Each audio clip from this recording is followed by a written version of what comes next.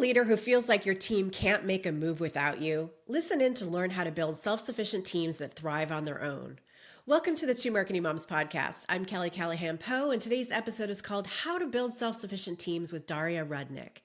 Daria is a team architect, executive coach, and author of the book Clicking, a team building strategy for overloaded leaders who want stronger team trust, better results, and more time. With global leadership experience as a former chief people officer and ex-Deloitte professional, she advocates for hybrid intelligence, combining human connection with AI to empower teams rather than replace their thinking. Welcome, Daria. Thank you, Kelly. It's great to be here. So you believe that the traditional model of leadership where leaders solve every problem for their team and carry the whole team on their shoulders is not sustainable. What do you recommend instead? I mean, absolutely, because like the world is changing so fast. There's so many. It becomes so complex with so many things happening economically, technologically, socially that no human being can handle it all on their own. So instead of kind of trying to be the leader who saves it all, I've seen leaders who go to their teams and co-create the future together. It means that they let their teams make decisions. It means that they let their teams make mistakes and then take the consequences of those mistakes. And that's how they learn. That's how they grow. And that's how they move and solve problems together. Because if it's just one leader, well, you know what's going to happen. Burnout is on the rise. There's so many leaders burned out. So instead of being the heroic leader, they need to be to build more empowered teams. So that's the telltale sign when the leaders become the biggest obstacles when they're burnt out. Well, then burnout when they're just not moving fast enough, and then I'll share a story. When there was a leader, and she's very well intentional leader. She wanted to support her team members. She wanted to protect them. And so what she did, she was the go-to person for the whole organization. People were coming, asking her questions, coming here with problems, and she thought that she's protecting her employees from all of that. And what happened when she saw that the team became disengaged, they lost motivation, they felt that they're useless, they didn't see the meaning in their work, and she didn't understand why. But then it came to her, and when we worked together with her, kind of looking at the team dynamics, well, she had lots of connections. She knew what's going on in the organization. While her team members were isolated, they were amazing experts, but instead of protecting them, she was isolating them. So when she kind of stepped aside and let them talk and let them build their own connections, let them go to stakeholders and solve problems, well, engagement was back, performance was back, and everyone was like more happy and fulfilled and performing even better. So your book has a framework for building self-sufficient teams. Can you walk us through the framework? Yeah, that's my book, Clicking. Yeah. And it's for overloaded leaders who want to build self-sufficient teams. And like to do that, you need 5 pillars. And I've seen teams that can handle mergers and acquisitions, like cultural transformations, digital transformations, launching new products, cutting costs without sacrificing people. When they had, first thing is they had clear purpose. They knew why they're together. What is that they can only do together? It's not a kind of, you cannot sum up individual contributions and say, hey, we're a team. You need to collaborate and work together towards that shared purpose.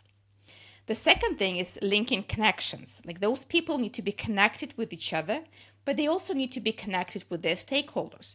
Like with this story with the previous team, they didn't have connections with the wider organization and they were isolated. But when they started to have those connections, they became more engaged. They became more operating as a team and they could make better decisions. And those two are pretty obvious. I'm sure you know about them. But the third one is kind of tricky because not every leader has that. And it's integrated ways of working together, how you work together as a team.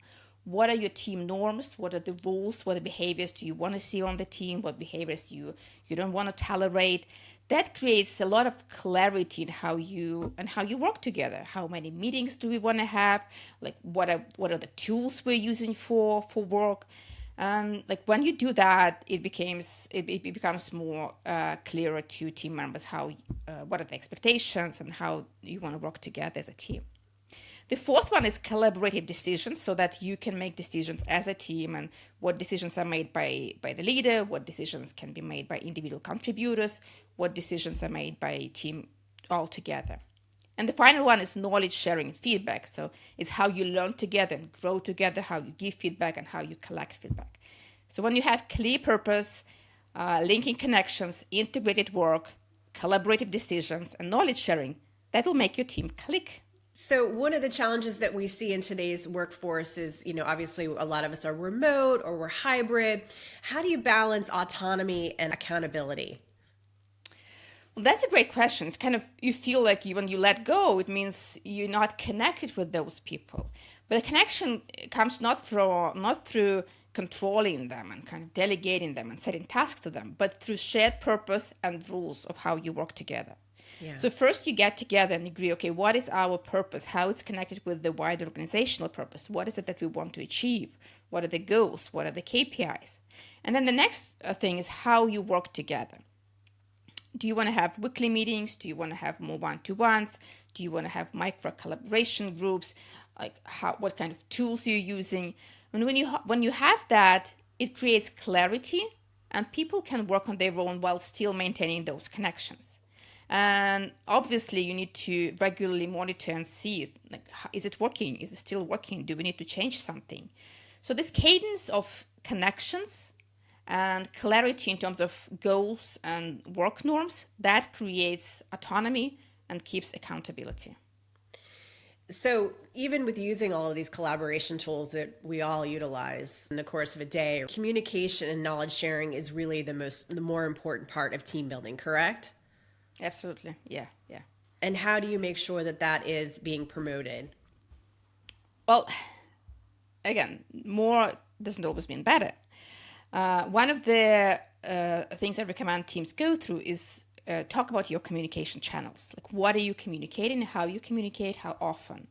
And again, I'll share an example of a team. They had the collaboration tools, like they had Zoom, they had WhatsApp, and the manager liked calling people, on the phone. And some of them are pretty young, and they were kind of they were freaking out because they were not expected for that. And like, okay, what's going on? The younger generation doesn't like to talk on the phone. Absolutely, and then they kind of say, "Is it an emergency? Did I do something wrong?" and the manager, he didn't know about that. He had no idea that the person on the other side of the phone was kind of stressed because of that. But once they had the conversation, once they talked about why is he calling, and this employee knew that it's okay, and they agreed that, okay, I'll send you a text before I call so that you're prepared. And I'll tell you, it's nothing urgent, it's not important, I just want to, it's easier for him to talk it through. And it became clear, okay, that's fine, we can do that.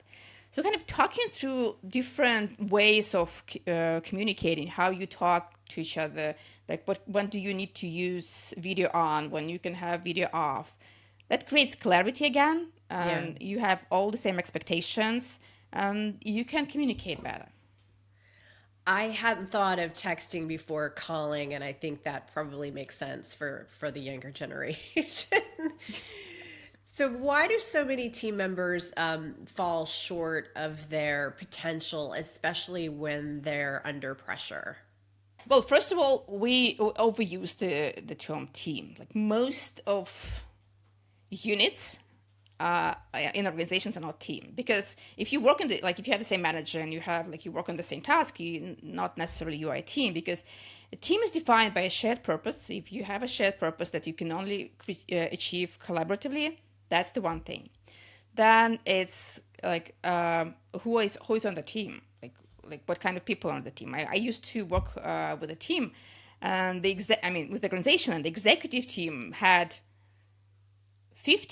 from 15 up to 30 people, depending on the task. And no one knew what the executive team is, because sometimes it were these 15 people, sometimes it was 5 people, sometimes it was the whole 30 people. So there was no clarity on that. It means they could not collaborate effectively because they didn't know how to make decisions. So when you have those, it means that you have a team, and you can start moving towards being a self-sufficient, high-performing team. But again, leaders are always trying to solve all the problems on their own, and they break. It's impossible. So that's why until you create a more self-sufficient, more autonomous team, more self-managed team, you will be stumbling on like various issues in terms of times of speed, in terms of speed and complexity and things like that.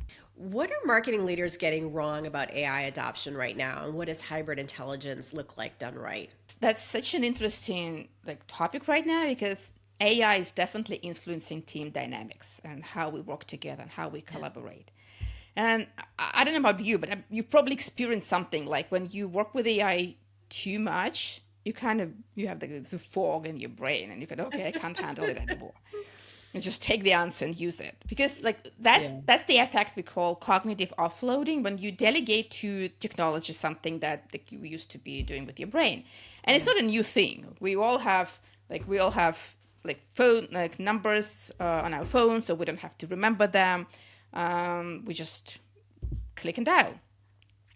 Same thing with GPS. When you're going somewhere, you don't have to remember the way. But unlike Google or GPS or your contact list, it's AI is not like it's not just memory tool. It is a mind itself because it can give complex outcomes. It can like you can have a conversation with it, and at some point you can delegate decision making to AI, and that's the thing you shouldn't be doing. Yeah. But since it's such a complex tool, we kind of think as if it's a human. So I was working with a team, and then it's a customer success team, and they were early adopters of AI, and they loved it. They used AI for multiple processes. They recorded meetings with AI. They had transcripts.